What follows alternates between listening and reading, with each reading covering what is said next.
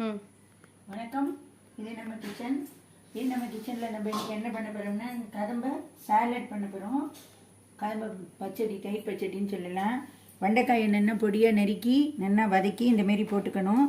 அதுக்கப்புறம் வெள்ளரிக்காயை நல்லா அலம்பிட்டு தோலியோடு சீவணும். கேரட் சீவனில் சீவி போட்டுக்கோங்க. தோலியோடு சீவுங்க, அதில் தான் சத்து இருக்குது. தோலி எடுத்துகிட்டு சீவ வேண்டாம்.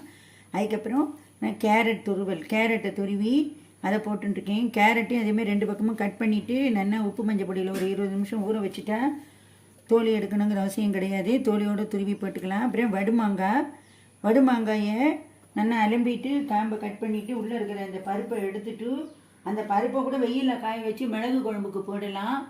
அதை எடுத்துட்டு அதுக்கப்புறமா பொடியாக கட் பண்ணிவிட்டு மிக்சியில் ஒரு சுற்றிட்டு அதையும் போட்டுருக்கேன்.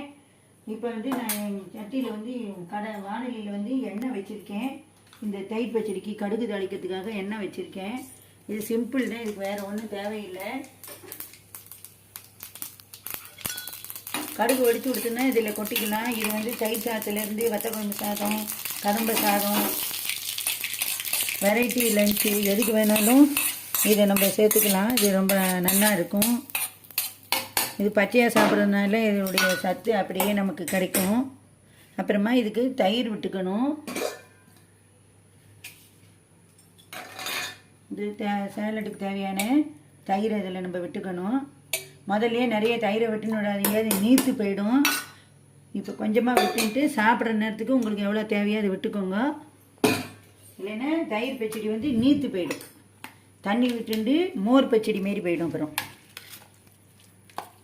இப்போ கொஞ்சமாக விட்டு வச்சுட்டு அதுக்கப்புறமா சாப்பிட்ற நேரத்துக்கு போட்டுக்கோங்க. இது ரொம்ப நல்லாயிருக்கும். நீங்களும் இதேமாரி பண்ணி பாருங்க. நன்றி, வணக்கம். இது கெட்டியாக தான் இருக்கும். சாப்பிட்ற நேரத்துக்கு தயிர் விட்டுக்கோங்க.